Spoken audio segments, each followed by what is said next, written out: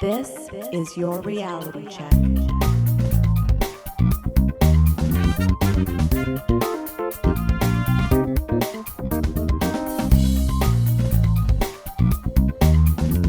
Hi everyone, and welcome to The Reality Check, the Canadian show that explores a wide range of controversies and curiosities using science and critical thinking. I'm your host, Darren McKee, and with me, as usual, is Adam Gardner.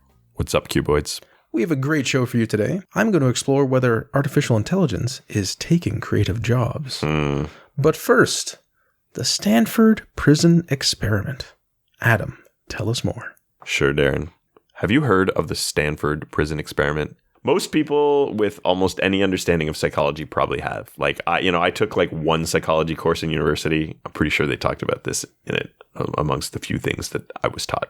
It was an experiment which was run in 1971, in which participants were randomly assigned the role of prisoner or guard in a simulated prison. As the story goes, the guards quickly began mistreating the prisoners, and the abuse was so bad that Philip Zimbardo, who was running the experiment, had to stop it early. What if I told you it was a kind of crappy study? What? So I first heard this idea back in 2016. I read Ron Johnson's So You've Been Publicly Shamed. I don't really recall how the Stanford Prison Experiment factored into the whole thesis of the book, but at one point he makes the argument that the whole experiment was questionable, that the results could not be counted on. I was shocked. This commonly mentioned experiment, could it really be a sham? At the time, his book was maybe a year old, and I tried to find more details on what was wrong with the study, and I couldn't find much. Maybe I didn't look in the right places, but it wasn't this easy to find debunking of it that he'd been referencing. It was like, oh, okay, I think he did some original research here. They didn't have Wikipedia back then. They absolutely did. I wanted to do a segment on it, but, since I couldn't find good information, I kind of put it aside. I was like, oh, maybe I should go back to the book and find out exactly what he said and you do it on that. And I just never got around to it. And then years later, I read science fiction's The Epidemic of Fraud, Bias, Negligence, and Hype in Science by Stuart Ritchie. That book was published in 2020, but I read it a couple of years ago. And Ritchie mentions the experiment in his chapter on the replication crisis, citing a 2019 paper titled Debunking the Stanford Prison Experiment by Thibault Le Texier. So this seemed like a good source that I could dive into for a segment. What I'm hearing is that this segment is 8 years in the making. Oh, yeah. I've been putting off doing this for a really long time. He's actually put in 8 years of research. That's active research, for sure. I didn't just put it aside and dig up a note the other day. Daily meditation. It was on his vision board every day. Just think about it. Mm-hmm. He suggested that there were transcripts of tapes where Philip Zimbardo intervened directly with the experiment, suggesting specific ways in which the guards should treat the prisoners, such as by denying them the use of toilets. Surely these kind of suggestions might be affecting the behavior more than just the situation. And Ritchie concludes that the results of the experiment are scientifically meaningless. Ooh. Strong words. So it seemed like this paper would be a good place to find more about this experiment. Zimbardo's conclusions about the experiment can be expressed with the following 1983 quote, which was found in the paper.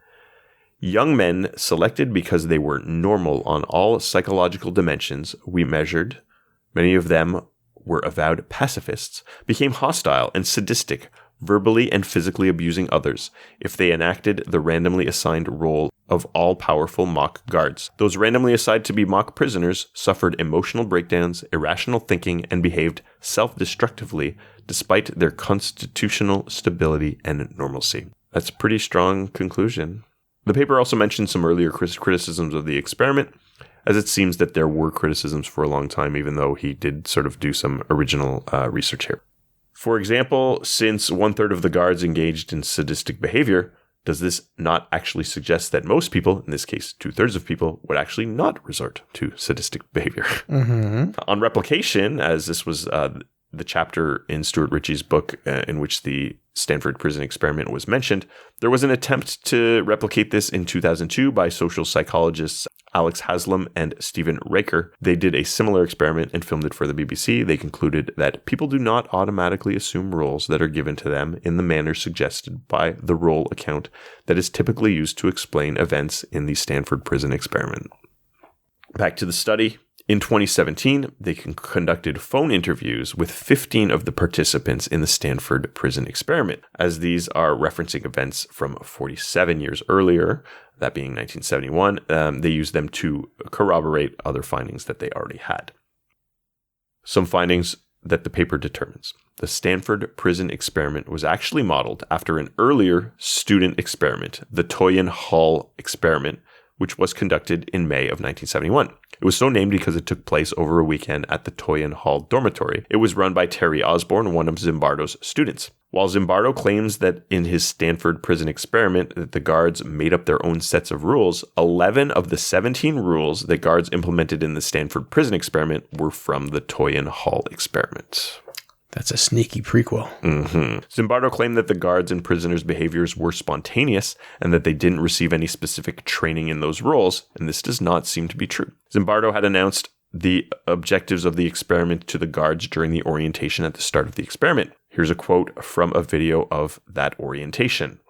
Essentially, we're setting up a physical prison here to study what that does, and those are some of the variables that we've discovered are current in prisons. Those are some of the psychological barriers, and we want to recreate in our prison that psychological environment. The guards knew that they must produce a psychological environment because the physical prison wasn't sufficient. The orientation suggested that guards would create boredom, frustration, and fear, and that things would have to seem to be arbitrarily governing their lives. They would take away their privacy and have them feel like they were in a constant state of surveillance. Here's a quote from Zimbardo with specific directives on how the guards should treat the prisoners. I have a list of what happens, some of the things that have to happen.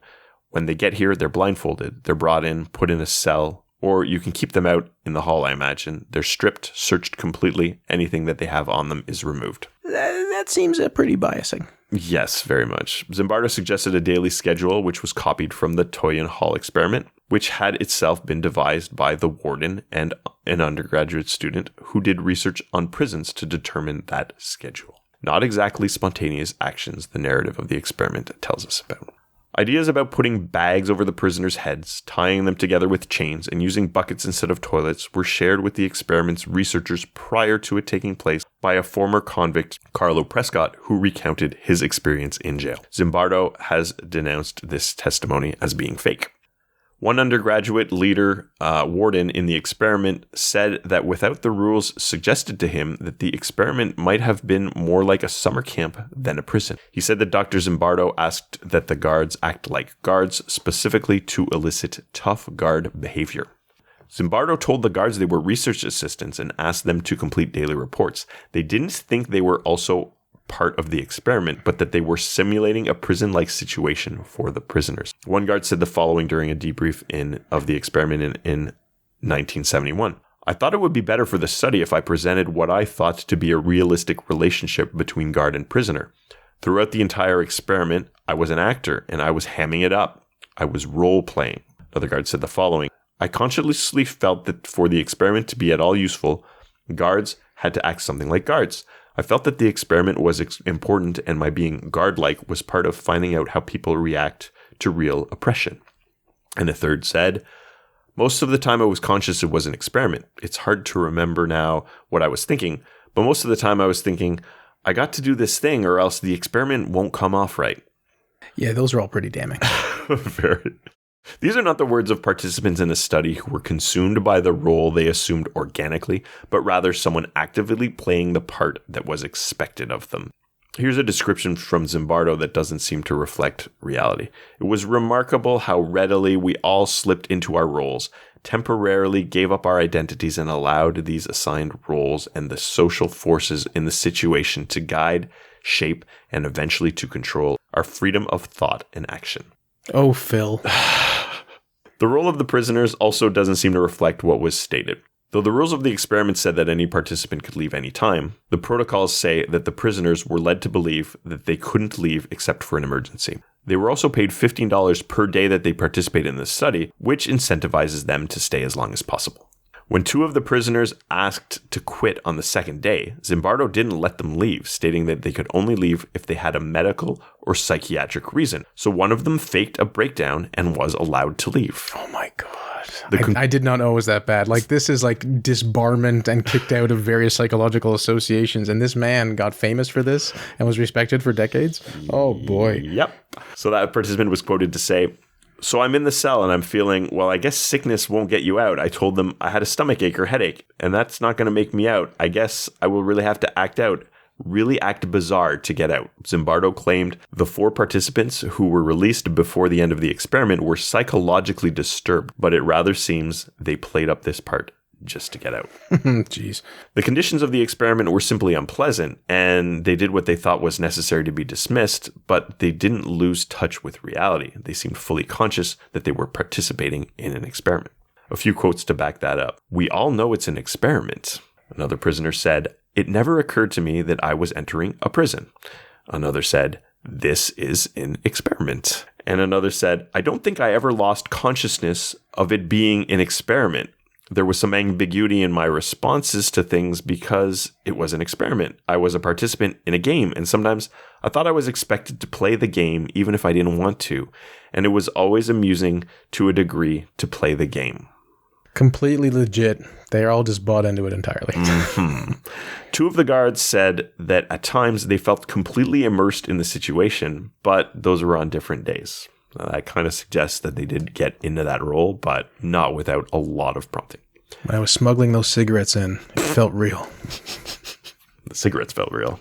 Probably should have put them out first. There are questions about the accuracy of the reports, as it doesn't seem like things were terribly well documented during the experiment. Of the 150 hours of the experiment, only 15% were recorded, so 6 hours of video and 15 hours of audio. It seems the parts that were recorded were the more unusual and dramatic parts. Suspicious. As I mentioned, because of these concerns, Stuart Ritchie concludes that the Stanford Prison Experiment is not an organic example of normal humans assigned in a specific social role, and that the results are scientifically meaningless. Does this mean that the effects suggested by this research aren't real? Not necessarily. Some people may fall into roles they're put into, either going on a power trip, resulting in tribalism, mistreating others, and things like this. But this experiment itself does not prove this one way or another because it suffered from a lot of poor methodology. The Stanford Prison Experiment, one of the more well-known and sensational psychological experiments, did not go down as is commonly explained. The researcher had clear preconceived ideas on how it would play out and actively set things in motion to get the results he expected, which doesn't allow us to draw any conclusion from this study. No, it's a pretty terrible study. Like, it's the early 70s. And are they all high? Like, oh, the good old days. You're like, when there were fewer protocols and people could do almost anything. Mm-hmm. And if all that Adam said wasn't bad enough, supposedly it wasn't until Zimbardo's girlfriend at the time expressed moral outrage at the conditions in the prison and his behavior that he realized things have gotten out of control, and then he ended it the next day. Yeah. This is just terrible, like all over the place. Just no good protocols, not allowing people to leave unless they have like a psychiatric reason. This is ridiculous. Like, again, you'd be, I guess, disbarred or kicked out, or I don't know. Criminal charges might be strong, but some sort of civil liability, perhaps. This was one of 2 foundational psychological things that I was raised with in my training and education. There was the Milgram experiment and the Zimbardo one. And I was like, well, the Zimbardo one was less rigorous, but there's still something there. And I think as time has gone on, it's just gotten worse and worse in terms of what it was and how poorly it was done. Yeah, well said, Darren. Just quickly, trying to steel man this. Mm-hmm. I mean, we generally believe that people do tend to take on the mannerisms, behaviors, and sometimes thoughts of their peer group. And in a certain workplace, work environment, other situations, you do then adopt whatever the protocols are. So one could imagine guards changing over time, like someone who goes into anything, whether it could be healthcare or maybe a Wall Street executive, and they become a bit more along the dimension of what that stereotypical person might be like. All that to say is, one assumes that would take a lot of time. Yeah. Unless, I don't know, some weird, again, you're forced to do it. There's a role play situation in which you're not allowing other people, and there's drugs involved, which, allows for a greater range of weird behavior, something like that. But to do it in such a short period of time under such ridiculous conditions, shame on you, Zimbardo. Well, thank you, Adam. And if anyone happened to listen to the show last week, I talked about AI being more creative than humans or not. And I thought this time we'll have a brief look at some of the issues of whether artificial intelligence systems are going to take over creative jobs. Now, there's no definitive answer here, but I just want to explore the topic a bit and hear what Adam and maybe what you think. And this is inspired by three recent events. First, this is in February, Tyler Perry put an $800 million studio expansion on hold after he saw the image generator Sora that had just come out. And he's like, oh, hold up. Now, it's possible there was some tax issues there in where he lives in Georgia, but it seems like Sora at least was the excuse. Number two, Deadline reported that OpenAI is now shopping Sora around to Hollywood executives so they can see firsthand its capability. Oh. This was reported March 23rd. Right, because I think they're like, oh, yeah, let me show you what it can do in a meeting, right? And then three, as I mentioned, me trying out the music generator, Sona version 3. I was just very much impressed. Very cool. So, what are the main variables in here, right? Why might an AI displace certain creative jobs? Now, again, what do we mean by creative jobs? I mean broadly those associated with what we consider the arts versus any job that happens to involve creativity. So you could make a case. Well, you mean creative tasks then, Darren? Like, well, yeah, exactly. I understand all this, but we'll see how it goes. So, why might AI systems hurt creative jobs, right? Well, we know they can generate a heck of a lot of content, right? Lots of content quickly, inexpensively, and you can ask for almost anything and you get it relatively quickly, right? It's relatively easy to have some standardization. So once you have the algorithms that can do consistency, that's good. For certain images, we're not there yet, right? So you depend on the art. Like for certain text, it's very easy to get things relatively consistent. For images, not quite, because it's very hard to get the exact same person. It's getting better, and I think there have been some breakthroughs with Midjourney. I mean, you can do face swaps and stuff too, but it's... it's getting there. But if you're, again, in this case, if you're looking for kind of like the average, like the music generators, sure, they can churn out what the most popular sounds are. And even those, you can manually edit the lyrics. You can manually change this and that. So you can have both at the same time. Again, a lot of repetitive tasks in the visual fields. Data visualization, graphic design. This could just be automated away. Infographics, logos, the AI could easily do lots of that stuff. And of course, there's broadly the cost effectiveness of these whole things because they're so much cheaper. So those are some of the reasons it might hurt the creative jobs, but why might they not? And I just mentioned this, it's more of an augmentation than a replacement, right? Oh, AI can enhance human creativity.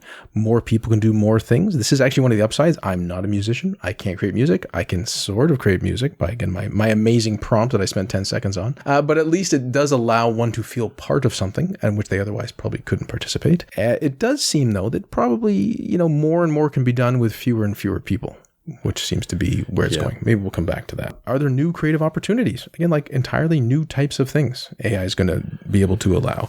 Now, maybe it's not totally new, but if you can imagine video game space or VR type things, these are newish and there's new worlds to explore and new possibilities. And it is the case with AI art, as people have said, like you just might never get certain things because a human wouldn't have put the time into create it, right?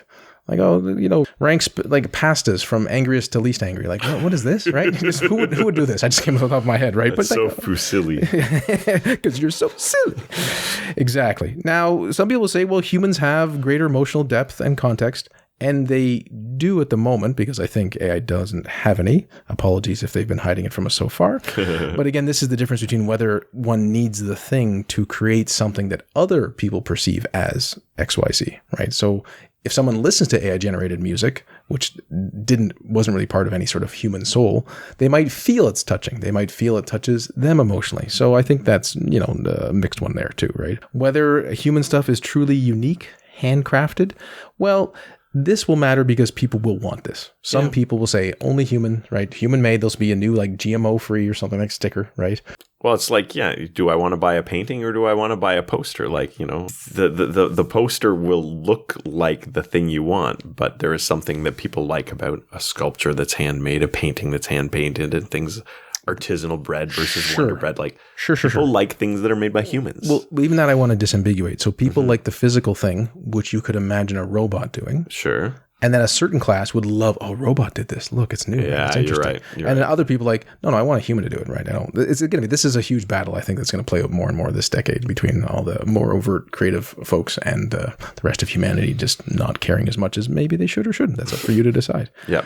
So I think it's interesting to think about how this is going to play out. I can see arguments on both sides, and I don't know. Like, I kind of think we don't have that much more time in our day. Like, there's not much more attention to go around. Yeah. Right? So it's not like I'm lacking in entertainment options. Correct, in my right? life. Yeah. Right. And this is not an original thought, but as people have said, like when a new thing comes out, it's a movie, a video game, something on Spotify, song, whatever it is, it's competing with every other thing that you could be doing with your time. And in that sense, there's more and more supply. It certainly seems that way. Yes. But there's not more attention. There's not more time for me to listen to it. Yeah. No, I'm listening to my songs now double speed just to put it in. No, I'm not doing that, right? Podcast, sure. And so is it the case that there'll be new avenues where, I don't know, like trying to picture, like, is there just not music enough for some people? I think some people are maxed out, right? They listen to music all the time or something like that. Now, with visuals, augmented reality, virtual reality, there could be a lot of opportunities that as you navigate through your day, lots of visual content, which was never previously in existence, comes into existence, and people need to do that. So that's how it works, supply and demand. But in so many other domains, especially, say, music stuff, I'm like, well, when is the extra music going to happen? Uh-huh. So it just seems to me that there's going to be a huge supply and demand won't change that much. I guess that's what I'm trying to say. And that supply can be done by fewer and fewer people. Now, will it be? Well, who's to say, right? People can create as much as they want. More and more people can upload stuff, YouTube, Spotify, whatever it is. And that's fine. But I think a lot of people, of course, want an audience. They just don't want to feel like they're expressing themselves. They want to feel heard. Mm-hmm. So, like I said, I don't have major answers. Adam, I was curious what you think about it. When things play out, like, is this time different? Will people be displaced? Will there be new creative jobs they can easily go into? I don't know. It seems like less likely than more likely. Yeah, I have a lot of thoughts on this. There's obviously like a very hostile reaction from a lot of artists, writers and artists to AI. And I kind of understand it, but I don't think... like it's not coming from a logical place. It's coming from a place of feeling angry about it, right? It's just a very visceral reaction to it. So I kind of understand that. I don't really agree with it. But that's kind of the landscape we're in. There's a lot of conflicting views on it, right? It's like AI art is terrible. It looks like crap, but you're concerned about it replacing you. So is that like a secret way of saying it's actually not terrible? Right. There's the whole writer's strike, and actor's strike. AI was a big issue in there because they don't want this to, I guess, you could replace actors, the voices, maybe even their own, images and video with AI at some point soon. So they wanted to put protections against that. Same for writing. So is it that the writing's terrible, or is it the writing could replace you? Or is it that you think you could be replaced with something terrible because people don't care? Or I don't know. So there's a lot of like conflicting things, and some of these conflicting views are held by different people. So I don't want to like blame everyone, because some people do have at least consistent views on things. There's a lot of different ways that AI could be used. And obviously, we've been using technical tools for special effects for a long time. If you're creating a crowd of 1,000 something, you're not individually putting every one of those 1,000 people. So you could be using AI to augment. And I think that could be a way in which AI could empower people. It could empower creative people to be able to do the works that they want to do. For example, it doesn't need to be, I asked it to make this video, or I asked it to make this image based on a text description. It could be, I'm an artist. I made this character design. I want to animate it. And animating is boring and grueling and expensive. Yeah. And I don't want to hire 100 people who I'm not paying enough to work in poor conditions to do this. Like, I just want to be able to feed this and say, okay, animate this person doing this, either explain it, or even like, okay, I'm going to storyboard it. And based on my designs, you could do like, this is potential future of this technology that I don't think is that far away, that could be really, really impressive. So to me, but in that particular case, you have the understandable producer saying, like, I don't want to outsource it. I feel some conflict. That takes time, and I have to do quality check and so on. And maybe they're not even being paid enough. Yep. But then those people are being paid nothing at all. Yep. Which for them might be like, well, I had a crappy job, but that was better than no job. Yeah. So there's this. Yeah. So again, there's this conflict, right? Like, so there's all this. There's all the talk about video effects people not getting paid enough or having improper work conditions, and the same for programmers, like, they need more benefits and all this stuff. It's like, well, is it a terrible job or not? So we're trying to protect terrible jobs. Like, okay, what is that? So yes, I understand all of that. But like CG came along And it really replaced traditional animation in a huge way, and a lot of the sort of very boring work of animating by hand was replaced with CG. I think traditional animation looks great. I'm a big fan of it and whatever. But this is just a changing industry. So is there a place where these tools supplement and enhance and allow people to still have jobs and to still, create exactly what they want? I think so. Can that potentially come at the expense of, creative people's jobs? Yeah, absolutely. It depends how it plays out, and depends how we want it to play out. Do you want to give people options? Do you want to limit options? If you try to limit it, it's probably not going to work out. You're probably going to find that this stuff's going to happen anyway, right? Like, so if you say, I will not allow this union to use AI, okay, well, maybe they're just going to not go with that union at all and just do it anyway. So you have to think of these repercussions. So it's complicated, and I get it. And, you want to respect the employees and their wishes and things like that. But yeah, things can change a lot real soon real fast with this technology. So a couple points there. Yeah, when I've talked to other people, because one of the agreements that was done in Hollywood was that AI wouldn't be used in certain places and people wouldn't be displaced. But then the point I made is, I was like, well, but now if the tools are good enough, some random person who's not anything, not part of the Screen Actors Guild, not anything, well, I'll just put something on YouTube because I made the thing. And then that's now in competition with the Hollywood products. Now, is it going to take out the best creative ones that people think are truly amazing? Like, I don't expect something like Oppenheimer by Christopher Nolan, which we both loved, to be done anytime soon by AI. That's a remarkable film. A lot of films, like a lot of everything on Earth, is just not that great. Yep. And so is it going to displace the average worker, artist, all these sorts of things? It seems like that's more and more likely, especially if you think of the smaller nuggets for, like a scene in an ad, or maybe some part of video games or certain TV or things like this. Like, you only need a minute, 10 seconds of audio, 10 seconds of video. Why wouldn't it be? So, but the opposite side has to be well, then there's just more work because somehow, right? And that's where the attention thing comes in, the attention economy. Well, I don't have more time to look at ads. You're like, what about augmented reality? Ads all the time. Well, that'd be terrible, right? I don't want that to be the solution there. So I do think the union thing is interesting. People are going to reasonably push back. And to be fair, these models were trained on everyone else's hard work, humans for the most part, and a lot of it was copyrighted material in one way or another. And they just, like big tech often does, gobble it up and then spits it out. And then they accumulate more of the wealth and the resources and the upside when other people have to pay the downside. Yeah, and that's complicated too. I understand that argument. I don't necessarily agree with it. Yes, it was trained on, stolen art. Humans also inspire themselves from art. We just don't have the capacity to consume quite as much and replicate with as much, skill, consistency, whatever you want to say, as AI. But you can have AI create something that is totally new, totally unlike any specific existing piece of art, especially if it's based on real images, real photographs. You're not ripping off any particular artist, maybe photographers, arguably. So, and especially if you're looking more into, I drew something myself, and I want that to be used as the inspiration for something that I want it to I want to train the AI for it. That's you're ripping yourself off with your own consent, right? That's a different situation. So that's a great point. Yeah. And definitely I understand the objection when people go in and they say, I want this image in the style of this artist. And it's not even it's just like an artist who you could just pay and commission someone to make a particular work. Yeah. But I'm too lazy and I don't want to pay them and I'm cheap. So I want them to do this thing. But you could just pay them. But some other artists, I can't pay Picasso to make me a picture of Garfield, but I could ask the AI to do it in 0.2 seconds, right? Yes, you could. Well, it'd take about a minute probably. Yeah, because they're throttling us.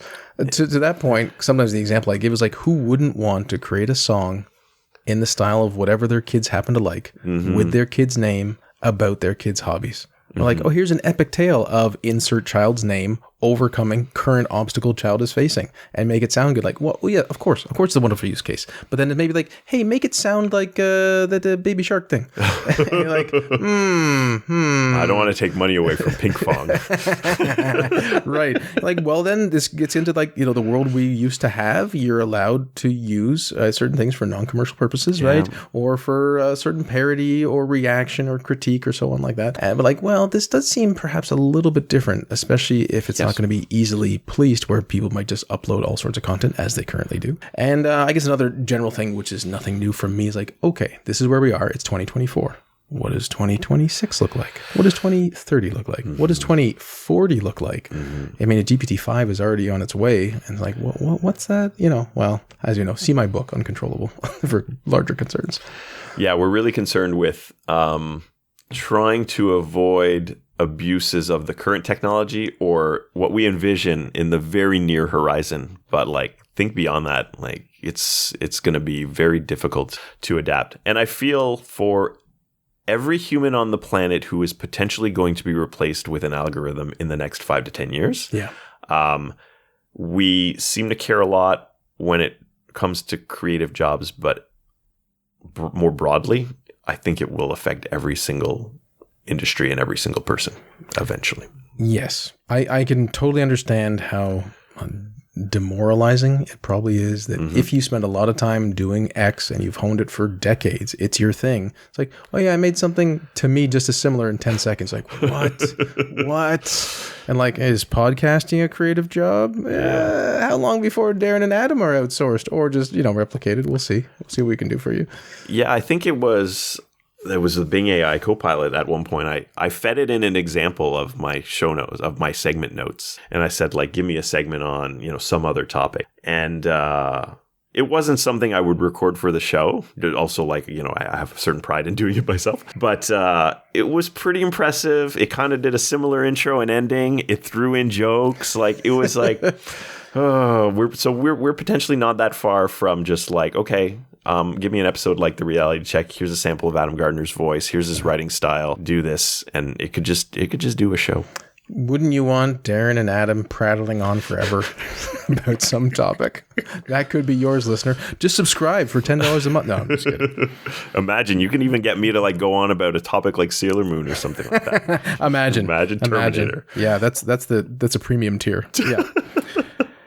Well, listeners, thank you for joining us once again. Adam explored why the Stanford Prison Experiment was terrible science, quote unquote, wasn't even science, it was just bad, and shouldn't really be used to understand human nature, except in the meta-analytical way of how bad science is done and how people act in certain situations. And I briefly talked about whether AI is going to displace creative arts. Nothing, definitive one way or another, just exploring the topic, and hopefully some of those ideas you found useful. Until next time, think better to act better. Peace out, Cuboids. And I hope I didn't offend anybody. I do respect all the artists out there. Adam actually has created tons of different art. Most people may not know this, but across a wide range of media. With AI and without AI. I was creating art before AI. That's how old I am. For show notes or to discuss this episode, visit our Facebook page and website at trcpodcast.com. For general inquiries or to send a topic or parody suggestion, email info@trcpodcast.com. Help support the show by leaving a review on iTunes and liking us on Facebook. Follow us on Twitter at @TRC_podcast.